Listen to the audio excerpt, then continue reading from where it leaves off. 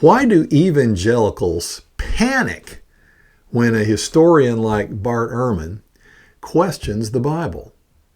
Well, it's because so much of their idea of the truth of the Bible is rooted in its historicity and how historical the stories are when read literally.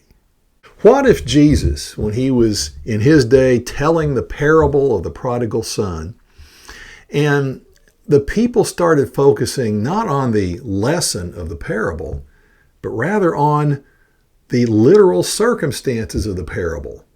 Who was this son? Who was his father? Where did they live? How rich was his father?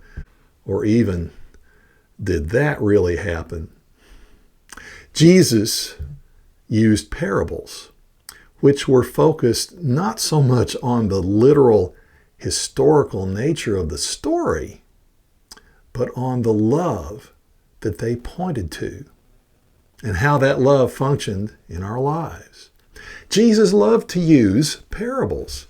Matthew, Mark, and Luke tell us that that was his primary way of communicating his message of love and good news.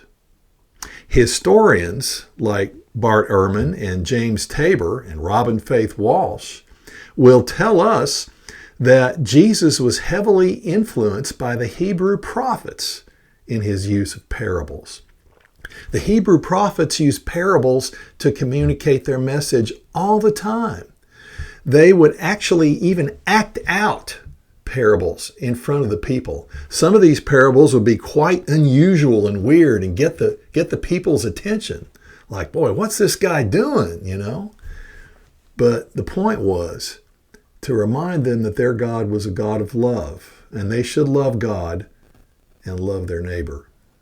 If you look at the rest of the Hebrew Bible, you'll find parables in all sorts of different places as well. Like when the donkey spoke to the prophet Balaam, or when the big fish, not a whale according to the original, but a big fish, swallowed the prophet Jonah, or in the description of how God created the world.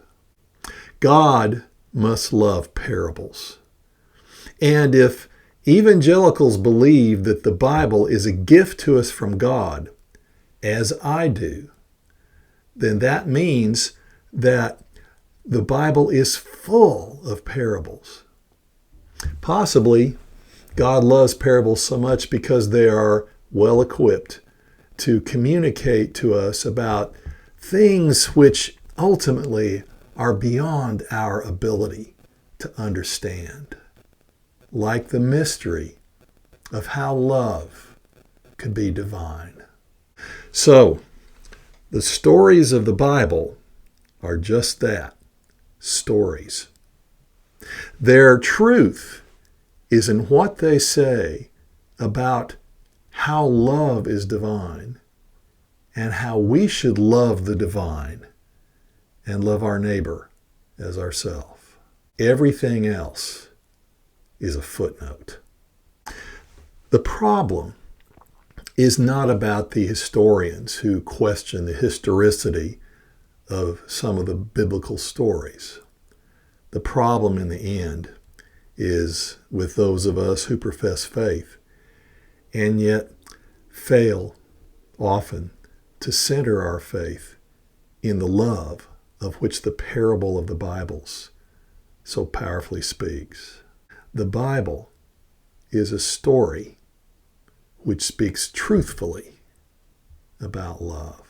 May God be with us all, and may God help all of us better to appreciate the power of a good story.